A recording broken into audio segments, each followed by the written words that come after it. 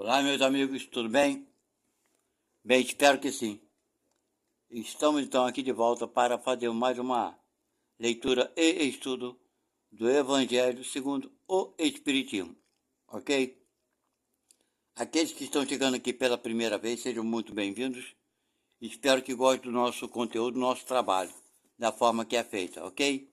Não se esqueçam de se inscrever no nosso canal e dar aquele like, porque o like também é muito importante.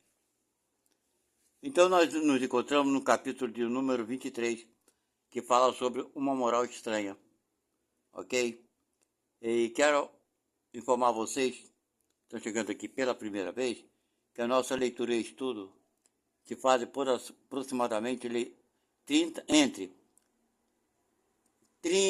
e 30 e poucos minutos, um pouco mais ou um pouco menos. Sendo assim, se o capítulo for muito longo, eu divido ele por partes. E também tenho que informar vocês que eu não somente leio, mas eu dou os meus palpites, as minhas opiniões sobre aquilo que estamos lendo aqui. Ok? Então vamos lá, sem mais delongas, vamos ao que interessa.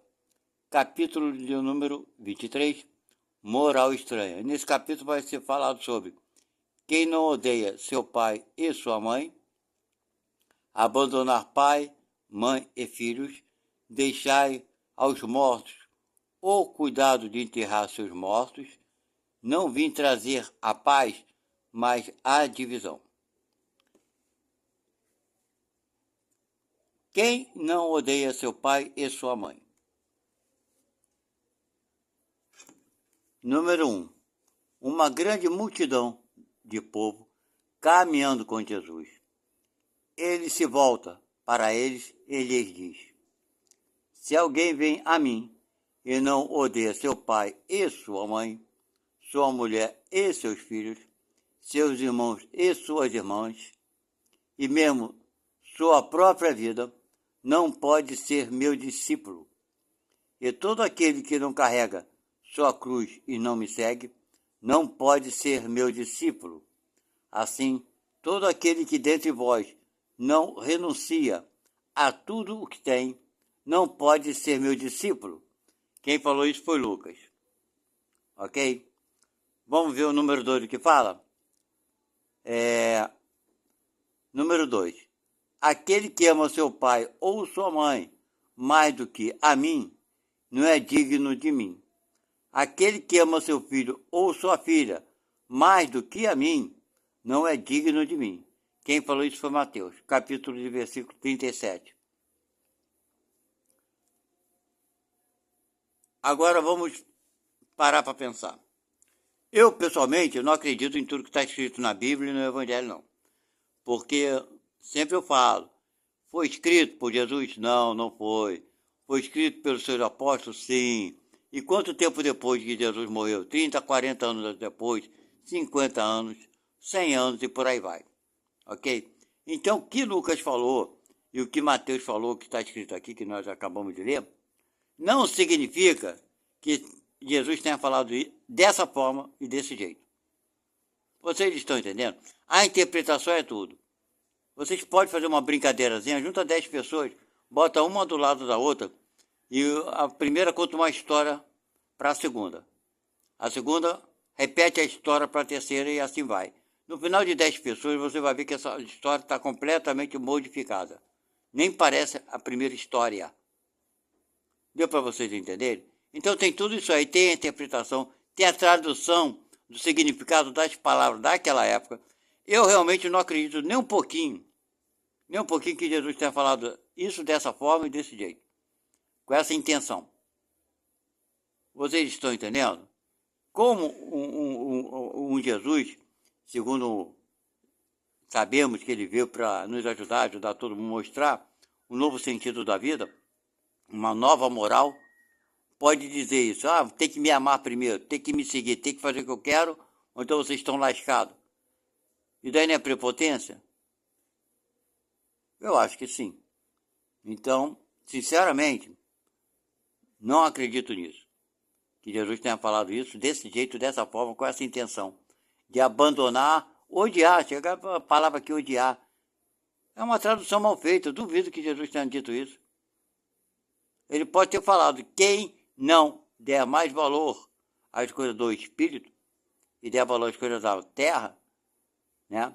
E dentre elas, né? O seu pai, porque seu pai e sua mãe aqui são o quê? Biológicos. Mas como é que Jesus poderia falar isso para aquela pessoa, para o pessoal daquele tempo que pouco entendia de espírito da outra vida? Eu acho muito contraditório. Eu, por mim, acho que nada disso aqui Jesus falou, nem com outras palavras. Mas vamos lá, que ele vai explicar aqui o número 3. Então, o número 3, deve ser a explicação, está escrito assim. Número 3. Certas palavras, muito raras, de resto, fazem um contraste, tá vendo? Aquilo que eu falei antes. Tão estranho na boca do Cristo, que instintivamente se rejeita seu sentido literal. Claro, não é instintivamente não, pela lógica, pela inteligência pequena que nós temos. Racional, né? E rejeita seu sentido literal. E a sublimidade de sua doutrina não sofre com isso nenhum prejuízo. Sofre sim, porque pessoas pensam que Jesus falou. Eu acho que sofre. Vamos lá. Escrita depois de sua morte, aquilo que eu falei, foi 30, 40 anos depois de muito mais, uma vez que nenhum evangelho foi escrito durante sua vida. Quer dizer, nem os apóstolos escreveram nada enquanto Jesus estava vivo. Porque quando Jesus estava vivo, no meio dos apóstolos, e ele escrever, se um apóstolo estivesse escrevendo, seria maravilhoso, porque Jesus ia falar, isso aqui está errado. Tira isso, eu não falei isso. O Pedro não contestava ele o tempo todo? Não contestava? O São Tomé não duvidou da aparição dele? Mesmo Jesus mostrando as marcas da violência? Não, quero te tocar. Se eu não tocar, não é verdade. Então, gente, vocês acham que esses espíritos que acompanharam Jesus tinham inteligência suficiente para guardar as coisas com o fundo moral que Jesus passou 30 anos depois? Agora, se ele escrevesse na hora, aí seria maravilhoso. Aí eu vou falar uma coisa para vocês. O Evangelho, a Bíblia, tudo isso aí, né, o Novo Testamento, não teria os erros que tem. Tão grotescos e tão grosseiros. Ok? Então vamos lá, parei aqui, né? Foram escritas depois da sua morte. Uma vez que nenhum evangelho foi escrito durante a sua vida, é lícito crer que, neste caso, o fundo do seu pensamento não foi bem exprimido, não foi bem explicado, ou, o que não é menos provável, o sentido primitivo pôde sofrer algumas alterações, passando de uma língua para outra nas traduções. Bastaria que um erro fosse feito uma primeira vez, para que tivesse sido repetido nas reproduções, vai ser repetido erro, no final fica tudo diferente. Como se tão frequentemente nos fatos históricos. Como se vê tão frequentemente nos fatos históricos. É aquilo que eu falei, junta 10 amigos, né? E você conta uma história para o primeiro amigo, e esse primeiro amigo conta para o segundo e vai. Quando chegar lá no último, você vai ver que a história está toda modificada. Toda modificada. E é bem assim. E ele continua. A palavra ódio, olha bem, nesta frase de São Lucas, se alguém vem a mim e não odeia seu pai e sua mãe, está nesse caso. Não há ninguém que tenha tido o pensamento de atribuí-la a Jesus. Ninguém, né?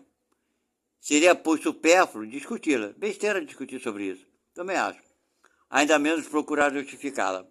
Mas justificar odiar seu pai e sua mãe? Perder tempo, né, gente? Pois é. Seria preciso saber primeiro se ele a pronunciou, aquilo que eu falei antes, né? E na afirmação, sabe-se, na língua em que se exprimia, essa palavra tinha o mesmo valor, né? O mesmo sentido que na nossa época atual? Não, né? Nesta passagem de São Pedro, de São João, eu esqueci de descer a câmera aqui. Então estamos aqui, ó. Nesta passagem de São João, aquele que odeia sua vida neste mundo, a conserva para a vida eterna. É certo que não exprime a ideia que lhe atribuímos. Vocês estão entendendo? Como é que você vai odiar a vida que você tem? Não é lamentação? Não é ser lamentado que tem? Da vida que é a oportunidade do teu crescimento? Você vai odiar a vida para alcançar o reino dos céus? Pelo amor de Deus, né, gente? E ele continua. A língua hebraica não era rica e havia muitas palavras com vários significados. Tal é, por exemplo, aquele que, no Gênesis, designa as fases da criação. Quer dizer, segundo a Gênesis, né, que o mundo foi criado em 6 dias. E não foram 6 dias, foram 6 fases que o planeta Terra passou por transformações. E serviu a uma só vez para exprimir um período de tempo qualquer, e a Revolução diurna. Daí, mais tarde, sua tradução para a palavra dia e a crença que o mundo foi obra de 6 vezes 24 horas. 6 vezes 24 horas, ou seja, 6 dias, né? Tal é ainda a palavra que se dizia de um cometa e de um cabo, porque os cabos eram feitos de pelo de camelo. Peraí, eu falei cometa não, ele é errado, peraí. Tal é ainda a palavra que se dizia de um camelo e de um cabo, porque os cabos eram feitos de pelo de camelo, e que foi traduzido por camelo na alegoria do buraco da agulha. Então vocês estão vendo aqui que a alegoria, né, é uma corda, né, eram feitas. Mas vocês entendam bem, também tem outra explicação sobre esse negócio, né? É mais fácil passar um camelo num buraco de agulha do que um rico entrar no reino dos céus. Vou explicar a vocês, tem outro fundamento também, outra explicação. Naquelas cidades, na época de Jesus, as cidades, na parte comercial, tinha uma entrada que se chamava de agulha. Por que era agulha? Porque os comerciantes tinham que colocar suas cargas para vender dentro daquele comércio, dentro daquele mercado, né, em cima do camelo. E aquelas passagens eram estreitas não, era para limitar a quantidade de material que o pessoal podia entrar para vender. Ok? Então os comerciantes enchiam o camelo de cargas para tentar passar por ali e poder vender suas mercadorias. Quanto mais ele levar para dentro do mercado, mais dinheiro ele ia ganhar. Então, às vezes o camelo ficava com dificuldade para passar naquelas entradas. Ele tinha que entrar. Se não entrasse, ele não podia comercializar ali dentro do mercado. Por isso, essa ideia é mais fácil um camelo, embora seja muito difícil o camelo passar com as cargas que os comerciantes colocavam no lombo do camelo naquela época. Certo? Foi uma coisa figurativa. Também tem essa ideia de pensamento. Ok? Então, vamos lá. Ele continua. É preciso, aliás,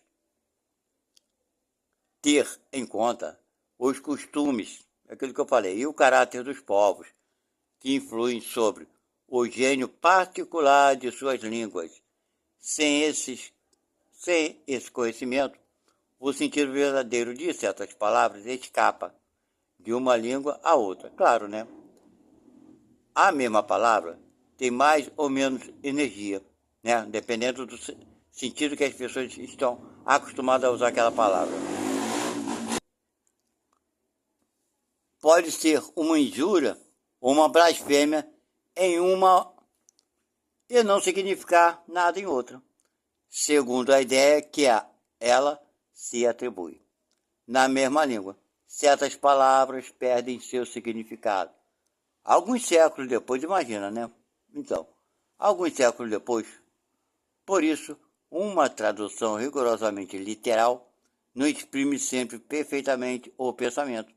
E, para ser exato, é preciso, por vezes, empregar não as palavras correspondentes, mas palavras equivalentes ou perífrases, né? Ideias e sentidos. Deixa eu falar uma coisa para vocês. A palavra pecado, por exemplo, o que nós temos hoje, né? O significado que a gente entende como o que quer dizer pecado, é tipo um crime às leis de Deus, morais, né? É agir contra a lei de Deus. Isso é um pecado. E geralmente traz um peso, de um peso tipo, quem peca não tem perdão. Esse tipo de erro é um pecado. É uma coisa muito violenta aos olhos de Deus. quer dizer, segundo os homens dizem, né? Enfim, isso é um pecado. Por essa palavra, na época antes de Jesus, naquela época, bem antes de Jesus, na época de Jesus naquela época, ela tinha outro sentido. O pecado era designado como pecado quando os arqueiros, né, aqueles homens com seus arcos de flecha, iam treinar ou participar de exibições, etc. e tal, ou campeonatos, concursos, seja lá o que for. E tem aquele alvo, né, circular, todo mundo conhece o alvo. E as pessoas jogavam suas flechas e tentavam na tentativa de acertar o alvo. Isso é lógico. Então, quando a pessoa não pontuava, não acertava o alvo, né, as pessoas falaram, e ele pecou, ele cometeu um pecado, ou seja, errou o alvo. Então, esse era o significado dessa palavra naquela época. E muitos anos depois, né, na época medieval também era esse sentido, muito depois de Jesus morrer. Né? Então, o pecado era outro significado. Era a pessoa que tentou acertar e errou. Hoje é diferente. Hoje, significado, pelo menos aqui no Brasil, né, que eu sou brasileiro, só posso falar daqui do Brasil. O sentido é de que a pessoa cometeu um crime muito violento contra as leis de Deus. Ok? E não foi sempre assim. A mesma coisa do demônio. O demônio hoje, quando a gente fala sobre o demônio, a ideia do mal, a ideia do capeta, Satanás e por aí vai. Bem, enfim, é um do ser voltado para o mal. Porém, a palavra demônio vem do demonian, né, do antigo latim, que significava um gênio, uma inteligência, não necessariamente má, nem tampouco boa, mas sim uma inteligência, um ser com uma inteligência fantástica. Era denominado como demônio e não tinha nada a ver com o que significa hoje. Pelo menos, volto a repetir, no Brasil, é um ser voltado para o mal. Ok? Então a gente vai vendo que as palavras naquela época tinham muitas vezes outro significado, outro sentido. Só que os homens, claro, né? A gente, como sempre quer as coisas piores para a gente, em vez de queremos já as coisas melhores, dá valor às coisas erradas, as coisas negativas, dá um valor e pega aquilo ali como o que nos choca, né? É isso aí. Então vamos usar aquilo que nos choca, toca o sentido, sempre no sentido negativo, aquilo que nos abala, né? Então é mais ou menos isso que eu tenho para falar para vocês. Não se prendam essas coisas que estão escritas no Novo Testamento, né, na Bíblia moderna e por aí vai, porque foram escritos muitos anos depois que Jesus morreu. Jesus não escreveu nada. Seus apóstolos apenas eram apóstolos. Na época Jesus estava ali com eles, o Jesus tinha que explicar 1 milhão de vezes a mesma coisa. Aí depois que Jesus morreu, viraram santos. Aí o que eles escreveram é sagrado. Por que sagrado, minha gente? Vamos parar com esse negócio. A Bíblia é sagrada, coisa nenhuma. Palhaçada é essa? Me desculpe. Isso não é falta de respeito com Deus nem com ninguém, não. Sagrado foi um homem que chegou aqui que foi assassinado, que ninguém sabe. Ah, eu não consigo seguir Jesus. E eu ser como Jesus, jamais. Cara, ninguém está te provando. Que ninguém está, né, nos obrigando a seguir Jesus, não. Agora, tu dizer que não pode seguir Jesus, jamais, aí você está se condenando a viver eternamente na ignorância. Não é maldade não, porque a maldade é falta de compreensão e inteligência. É falta de amor. É ignorância, na verdade. Então se liberte, meu amigo, meus amigos. A Bíblia traz muita coisa maravilhosa, mas tem coisa que não é. Porque foi escrito pelo homem. Ah, porque é sagrado. Não tem nada de sagrado ali, não. O que é sagrado? É o teu comportamento para com o próximo. Vamos voltar aqui à leitura? Para a gente não sair muito, né? E ele continua aqui. Vamos lá. Essas advertências encontram uma aplicação especial na interpretação das Santas Escrituras. Queria saber por que santas, né? E dos Evangelhos, em particular. Se não se leva em conta o meio no qual viveu Jesus. Isso ainda tem que levar em conta isso também, né? Fica-se exposto a equivocar-se sobre o valor de certas expressões e de certos fatos, em consequência do hábito que se tem de comparar os outros a si mesmo, né? A gente quer sempre comparar os outros, né? Conosco. Esse que é o problema. Como contrária ao espírito do ensinamento de Jesus. Quer dizer, sempre é contraditório. Você pega essas coisas aqui de Jesus e fala que Deus é um pai de amor, de suprema caridade, piedade, pereré pará. Aí você vai ver aqui mesmo no Evangelho algumas coisas que contradizem isso. Aí botam na língua de Jesus. Foi Jesus que falou. Bota a culpa nos outros, né? Defunto não fala, não se defende, não é verdade? Pois é. Então, um caso para a gente parar para pensar. Agora vai falar aqui, peraí. Deixar ver a mim, não. Deixai pai e mãe. Deixai pai, mãe e filhos. Número 4. Todo aquele que tiver deixado por meu nome, sua casa, ou seus irmãos, ou suas irmãs, ou seu pai, ou sua mãe, ou sua mulher, ou seus filhos, ou suas terras, por isso receberá em cêntuplo e terá por herança a vida eterna. Mateus. Eu nem acredito que Mateus escreveu isso não, gente, falou isso não.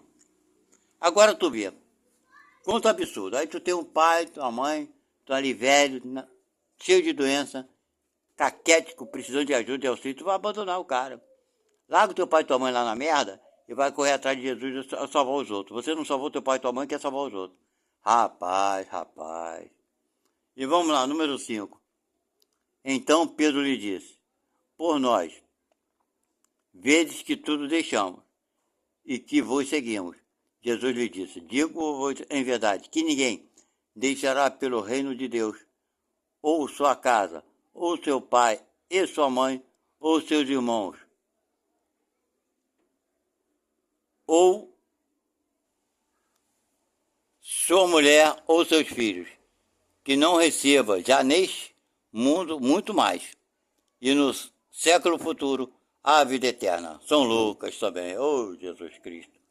Aí você bota os filhos no mundo e larga, para seguir Jesus. Jesus quer isso mesmo. Você bota os 5, bota uma ninhada logo de 5, 6 filhos, que pobre só sabe fazer filho. Larga essa porcaria e me segue, rapaz. Aí vão passar fome, Jesus, que se dane de passar fome. Eles se viram, esquenta com isso não. Pois é, vamos nessa. Eu vou prover para eles. Rapaz, Jesus está estimulando o quê? Falta de caridade, não é isso? Abandona teu pai, tua mãe, tua mulher. Tu casou com a mulher? Abandona ela. Aí depende de mim, Jesus, larga essa porcaria pra lá, ela que se dane pra lá. Rapaz. Meu Deus do céu, tanto absurdo que eu vou te contar. Leva a mal não, é muito absurdo. Vamos lá, número 6. Um outro lhe disse, Senhor, eu vos seguirei, mas me permite dispor antes do que tenho em minha casa.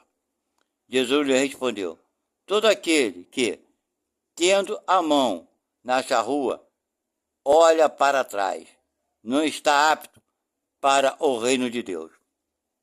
Aí o cara nasce, rapaz, eu vou dizer uma coisa para você. Aí o cara nasce, nós nascemos, não é o cara não, qualquer um, o cara somos nós, né? Aí nós nascemos com a obrigação de produzir, de contribuir com a sociedade, de produzir, de trabalhar. Jesus, não larga essa história, me segue, vamos por aqui ficar pregando. Larga isso aí, rapaz, coisa difícil de entender. E vamos lá. Ele continua. Sem discutir as palavras, é preciso aqui procurar o pensamento, que era evidentemente este. O interesse da vida futura se sobrepõe a todos os interesses e a todas as considerações humanas, porque está de acordo com o fundo da doutrina de Jesus, ao passo que a ideia de renúncia à família seria a sua negação. Tá vendo? Quer dizer, você vai renunciar à sua família? É negação. Seria a negação da justiça de Deus, a doutrina de Jesus. Bem claro isso aqui está bem dito, né? Bem esclarecido. Seria completamente negação da doutrina de Jesus. Como é que você vai se preparar para uma vida futura egoisticamente e que se dane os outros? É negação. Não vai ter nada do outro lado não, amigo. Você abandonou todo mundo que precisava de você no compromisso assumido. Não é contraditório, é absurdamente contraditório. E ele continua aqui. Não temos, aliás, sob nossos olhos, a aplicação dessas máximas no sacrifício dos interesses, das afeições da família pela pátria? Acabei de falar, né? Não é isso que a doutrina prega? Que Jesus pregou? Afeição pela família? Cuidar? Fazer o possível para ajudar? Pois é. Aí ele continua. Censura-se um filho por deixar seu pai, sua mãe, seus irmãos, sua mulher, seus filhos, para marchar em defesa de seu país? Aí a gente vai começar a abrir a mente, né? O filho abandona, às vezes, o pai e a mãe coisa para defender um país. Ah, patriota, bacana. Ninguém condena isso? Acho que não, né? Isso é patriotismo. O cara largou. Ele largou a mulher, largou a rapaz. Agora tu vê, isso é patriotismo. Eu não ia servir meu país nunca. É patriotismo do idiota, claro que é. Eu vou largar meu pai, minha mãe, meus filhos que dependem de mim para defender o país? Ainda mais hoje que eu tenho a cabeça que eu tenho, sabendo que são tudo cambada de... Os que estão lá em cima, tudo corrupto, tudo ladrão, tudo interesseiro. Bota os dois presidentes para sair no tapa lá, cair no chupapo. Bom, fecha um ringue lá, ó, quem vencer, venceu a parada aí. Mete os dois lá. Olha, na época medieval, era assim, acontecia muitas guerras assim. Um reino e outro reino, né? O cara quer invadir a cidade do outro, quer tomar, aquele negócio todo. Geralmente, para poupar as vidas dos soldados, aí o cara falava assim, ó, vou botar um lutador meu contra um lutador teu. Aí a gente evita a matança das pessoas. Quem ganhar leva a questão, fica dono da cidade. Quando a pessoa de bom senso, as duas combinaram, tá certo, vamos aceitar, vamos fazer assim. Era decidido muitas vezes assim, no campo de batalha. Né? Aí o cara botava lá o seu melhor soldado, outro, querendo ou não, era um crime menor do que matar uma porrada de gente. Hoje não é assim não. Hoje os caras botam uma porrada de soldado idiota, vai lá, meu irmão, vai matar teu irmão, mete tiro na cara dos outros. Eu iria nada, rapaz. Agora tá falando aqui, veja bem, eu penso assim, se eu fosse um militar, estivesse entrando em guerra, o meu país, que é o Brasil, contra qualquer outro, eu não ia sair, ia deserdar. Ah, eu sou patriota do meu jeito, né? Eu tenho o meu jeito de ser patriota. Você tem o seu jeito, quer defender matar os outros, isso é patriotismo, não, isso é assassinato. Assim eu penso. Mas fica a cabeça de cada um, não é verdade? O cara acha que vale por defender seu país matar o semelhante. Então vai lá e mate. É problema dele, não meu. Não meu. Ok? E ele continua aqui. Não é bacana? Pois é, o cara não larga a mulher, está dando umas visões aqui para as pessoas, né? Ele continua. Não se lhe reconhece, ao contrário, um mérito por se separar do ambiente doméstico e do aconchego da amizade para cumprir um dever? Os ignorantes são todos eles que têm o mesmo pensamento, com certeza. Para mim, não. Há, pois, deveres que se sobrepõem a outros deveres. Já bem, é uma coisa diferente. Há deveres e deveres. Não é porque uma coisa é dever, eu tenho que concordar que ela seja certa. É um dever do patriota defender seu país? É um dever, eu não vou admitir que seja correto. E ponto final. E não vou matar ninguém por conta disso. E ponto final, é assim que eu penso. E ele continua. A lei não torna uma obrigação a filha deixar seus pais para seguir seu esposo? Também não sei dessa lei, não. Esse espírito aqui está querendo ir para um caminho que eu sou completamente oposto. Pô, a lei não torna uma obrigação? Não é obrigação deixar seus pais. Muitos casais, mais hoje, né? Casos continuam morando com seus pais, que não tem nem condições de sustentar, nem querem, são tudo preguiçosos. E vamos lá. O mundo está repleto de casos em que as separações, as mais penosas, são necessárias, mas as afeições não são quebradas por isso. A distância não diminui nem o respeito, nem a solicitude que se deve aos pais, nem a ternura pelos filhos. Não diminui nada, mas você não pode fazer nada por eles, tu tá longe. Ô rapaz, vamos pensar, gente, por nós mesmos. Vê-se, pois, que, mesmo tomados ao pé da letra, salvo o termo odiar, essas palavras não seriam a negação do mandamento, que prescreve honrar pai e mãe. Pois é, honrar pai e mãe. Prescreve sim, tá? Ele diz que não, mas prescreve sim. Mesmo que tenha essa ideia, defender o país, tem que ir lá honrar, dever de maior. Isso é para quem pensa assim, eu não penso assim. Rapaz, eu vou deixar meu pai e minha mãe para ir para a guerra. meu pai e minha mãe precisando de mim. Ah, para deixar filho, ah, rapaz, tem que ser muito, sei lá, tem que ser muito, muito, muito. Nem vou falar a palavra. Seria coisa, né? É, nem do sentido de ternura paternal, e com mais forte razão, se tomadas conta ao espírito. Elas tinham por finalidade mostrar por uma hipérbole quanto era imperioso o dever de se ocupar com a vida futura. Deveriam, aliás, ser menos chocantes num povo e numa época em que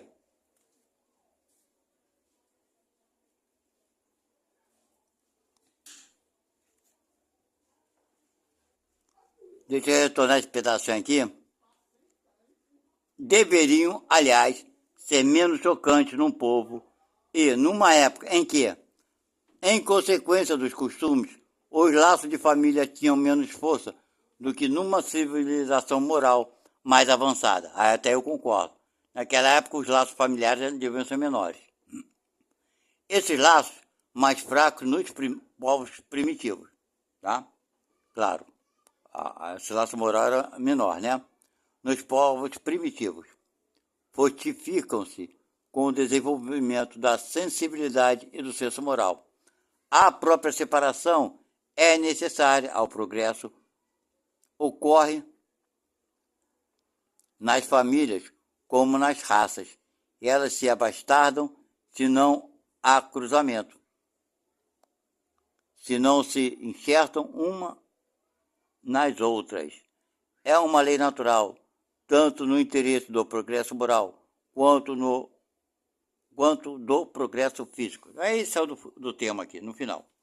Esse é o do que importa, né? Mas então, gente, tudo bem que naquela época os laços familiares deviam ser bem menores do que hoje, né? Talvez a preocupação do pai, esse amor, não sei. Eu não vou dizer isso não, porque é muito complicado falar sobre isso. Porque tu ali teu filho, tua filha, eu não sei. Mas deve ter razão aqui. Eu não consigo me olhar para o passado assim, não. Não consigo me ver dessa forma. Mas, realmente, se não tinha valor algum, o cara se prendesse de valores para não fazer o bem para o próximo, né? Os valores que eram pequenos, que a moral era pequena, aí você começa a entender um pouquinho mais do que esse espírito quer dizer aqui. Já que naquela época os laços familiares não eram tão fortes como são hoje, né? São muito fortes realmente, principalmente numa família que tenha princípios morais, né? Espíritas, católicos, enfim, cristão, né? Que dê valor à família. Então tem um peso muito grande. Mas se naquela época não tinha peso algum, era mais uma desculpa, né? Para não seguir Jesus. Não é verdade? Ah, não posso seguir porque era mais uma desculpa. Essa que é a verdade. Bem, gente, espero que tenham gostado do nosso estudo de hoje, da nossa leitura. Falei bastante. E nós vamos parar aqui na próxima, vai ser a segunda parte daqui por diante. Ok? Espero que gostem.